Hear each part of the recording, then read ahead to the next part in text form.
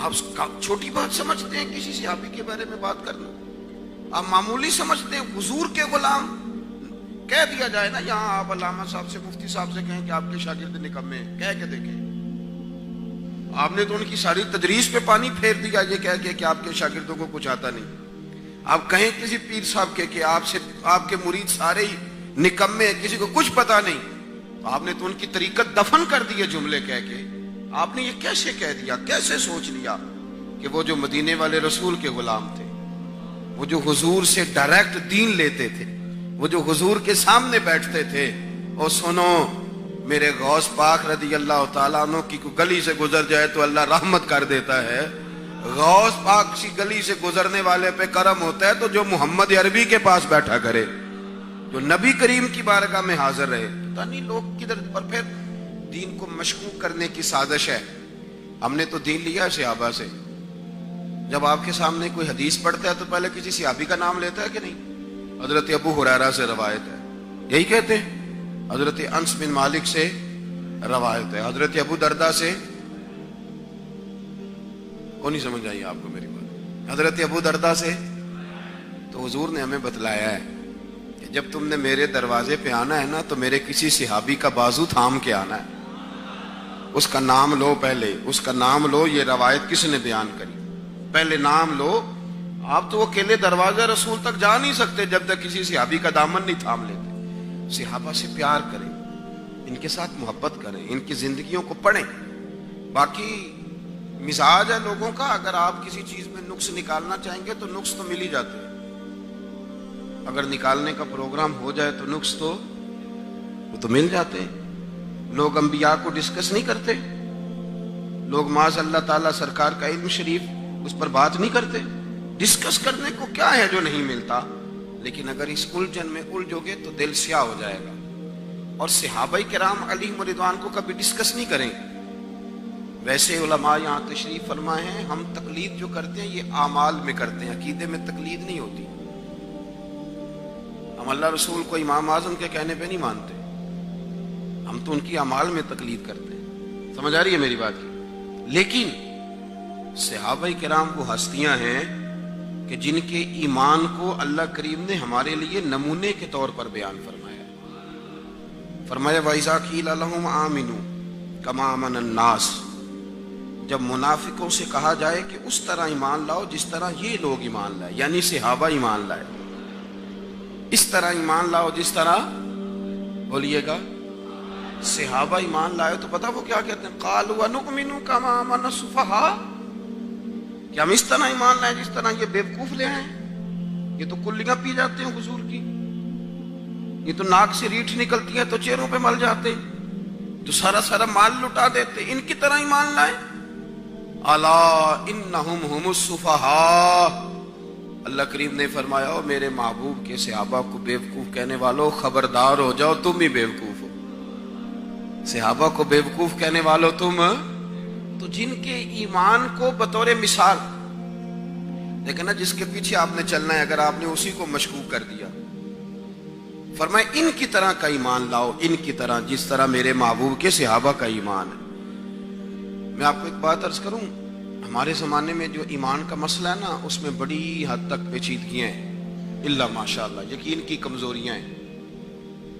میں اکثر کہتا ہوں کہ یہ پولیس میں نوکریاں آتی ہیں نا، تو سویرے بڑے بڑے وہ بچے جن کی کبھی 12 بجے سے پہلے آنکھ نہیں کھلتی، وہ صبح صبح سڑکوں پہ دوڑ لگا رہے ہوتے پولیس میں جا کے، اور اس کی بڑی جلدی آنکھ کھل جاتی ہے، لیکن اسے کہا جائے نا فجر بھی پڑھ لیا کر، تو کہتا ہوں خو دیر سے آتا ہوں، کام بڑے ہوتے ہیں، بیٹھ کے کرتا ہوں، 100 بہانے کرتا ہے، لیکن ضرورت کے لیے کمزوریاں آ گئیں بڑی ساری جگہوں۔ صحابہ کرام کی اگر آپ زندگیاں دیکھیں نا تو سیاستہ میں روایت ہے، حضرت خباب رضی اللہ تعالیٰ محنت کی، عاص بن وائل ایک کافر تھا، اس کے گھر میں محنت کی۔ غریب آدمی کی تنخواہ جو ہوتی ہے نا، وہ اس کے تنخواہ کے آنے سے پہلے ہی ساری خرچ ہو چکی ہوتی ہے، پہلے لگ جاتی ہے، کیونکہ کاروباری لوگ جو ہوتے ہیں ان کے پاس تو ڈھیر سارا مال ہوتا ہے۔ اس لیے سرکار نے فرمایا کہ اللہ تعالیٰ نے 9 حصے برکت بھی تجارت کے اندر رکھی ہے اور 1 حصہ باقی کاموں میں رکھی۔ تو غریب آدمی جب محنت کرتا ہے، مشقت کرتا ہے، تو وہ جو اس کو پیسے آتے ہیں نا کبھی، تو آنے سے پہلے طے ہوتا ہے کہ کہاں لگنے. اب آپ کا تو نہیں مجھے پتا، بڑے شہر میں رہتے ہیں، میرا ایک چھوٹے علاقے سے تعلق ہے، تو ہمارے یہاں ایک کمیٹی ڈلتی ہے،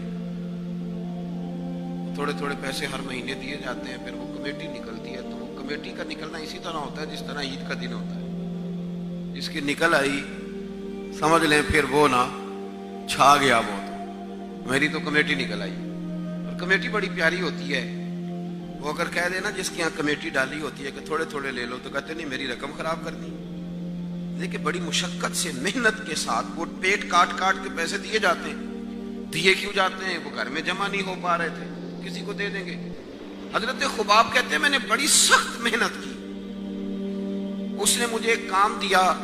ہمارے دیہاتوں میں یہ ہوتا تھا کہ جو آدمی اوور ٹائم لگانا چاہتا تھا نا، تو کسی شخص نے اینٹیں پھکوائی ہوتی تھی گلی میں، تو وہ اس کے ساتھ ٹھیکہ کر لیتا تھا کہ میں 1000 لوں گا اور تیری 1000 اینٹ اٹھا کے تیرے گھر میں ڈال دوں گا. تو بڑی مشقت کرنی پڑتی تھی، اور جب پیسے ملتے تھے تو پیسے ویسے بھی غریب آدمی مزے سے وصول کرتا ہے.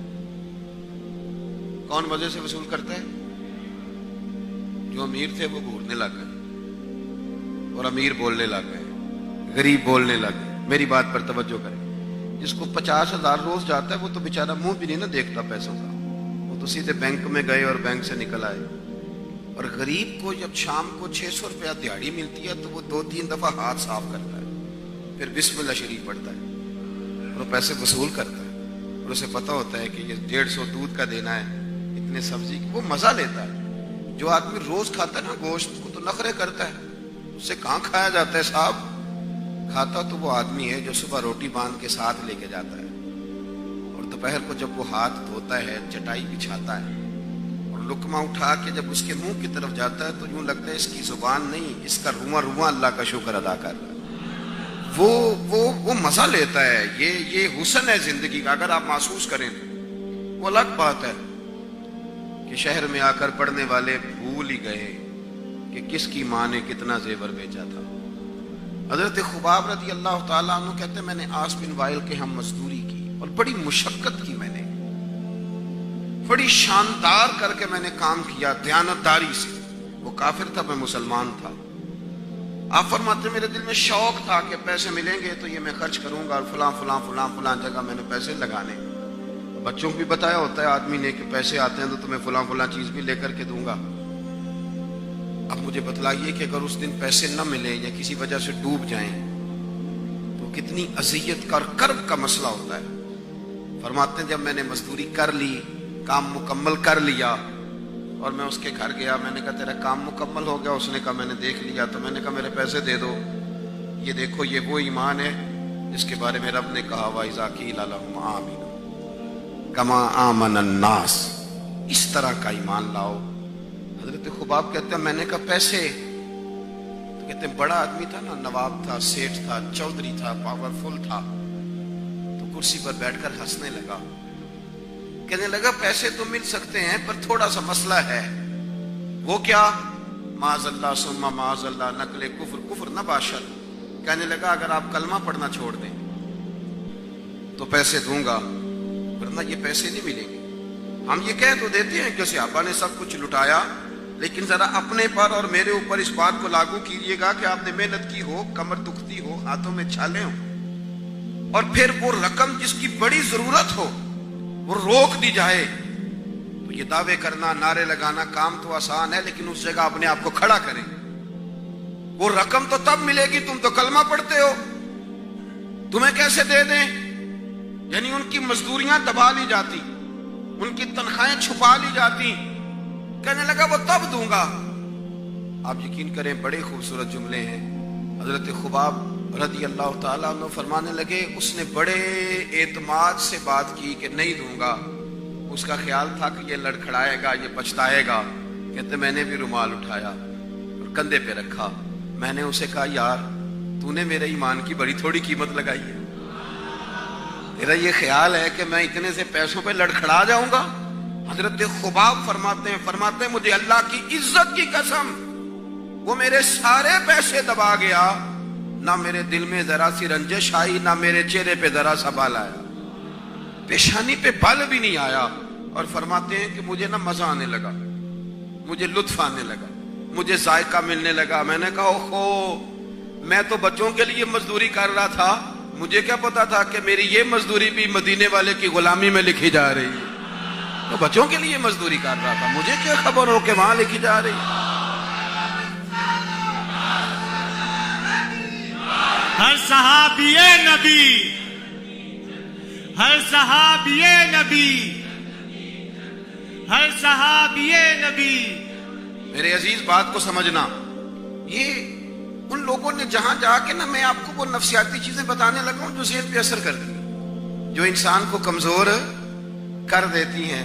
یہاں آ کے کھڑے ہونا اور پھر اپنے آپ کو فرماتے ہیں میرے دل میں تو خیال بھی نہیں آیا. حضرت سعد بن ابی وقاص رضی اللہ تعالیٰ عنہ, آپ فرماتے ہیں میری اور میری اماں کا پیار پورے مدینے میں معروف تھا. توجہ ہے میری بات پر. یہاں مجھے بتایا گیا خواتین بھی ہیں, پر چلو جو بات آئی ہو وہ میرا خیال ہے کیا ہی دینی چاہیے کہ رہنے دیں. نہیں, آپ جمہوری ملک ہے تو آپ سارے بول ہی رہنے دیتے ہیں, کوئی اور کر لیتے ہیں. کیا ضرورت ہے؟ جب آپ کا اتفاق نہیں ہے تو بعد میں میرے لیے آپ مسئلہ کھڑا کر دیں. میں تو آپ کی حمایت لے کے بات کرنا کر دوں. اگر کوئی بیٹا ماں کا پیارا ہو نا, میں ساری ماؤں کی بات نہیں کرتا, لیکن ایک نقص ہے جس کی اصلاح ضروری ہے. اگر کوئی بیٹا اماں کی بات ماننے والا ہو نا تو پھر اللہ تعالیٰ اماں کو استقامت ہی عطا کرے تو بات بنتی. ورنہ پھر وہ بہو سے کہتی ہے, تمہیں پتہ ہے نا, پھر میں جیسے بیٹے سے کہتی ہوں ویسے ہی کرتا ہے, پھر وہ پورا کراتی ہے جو اس سے. میں نے آپ سے پوچھ کے بات کی ہے, ویسے میں نے آپ سے بات ٹھیک کر رہا ہوں کہ نہیں. اور اگر کسی بیوی کو پتہ چل جائے نا میرا خاوند میری بات مانتا ہے, تو پھر وہ بھی اس کو کہتی ہے کہ اب ریموٹ کنٹرول میرے ہاتھ میں ہوگا, اور میں کہوں گی تو آپ اٹھیں گے, میں کہوں گی تو آپ. وہ پھر اماں کو بلیک میل کرتی ہے, کہتی ہے تمہیں پتہ ہے نا وہ سنتے میری ہے, مانتے. یہ لوگ کرتے ہیں. بلکہ میں کہتا ہوں کہ جس سے بھی آپ پیار کرنے لگ جاتے ہیں نا, جس سے بھی آپ پیار کرنے لگ جاتے ہیں, وہ کہیں نہ کہیں آزما ضرور لیتا ہے. وہ ناز اٹھوا لیتا ہے, اسے پتہ ہوتا ہے نا میرے اٹھائے جا رہے ہیں, اٹھوا لیتا ہے. حضرت سعد بن ابی وقاص کہتے ہیں میرا اپنی اماں سے بڑا پیار تھا, اور زمانہ جانتا تھا کہ بڑا پیار ہے. میں نے کلمہ پڑھ لیا, میری اماں نے بھوک ہڑتال کر دی. اس نے کہا کہ جب تک آپ کلمہ نہیں چھوڑیں گے معاذ اللہ میں روٹی نہیں کھاؤں گی.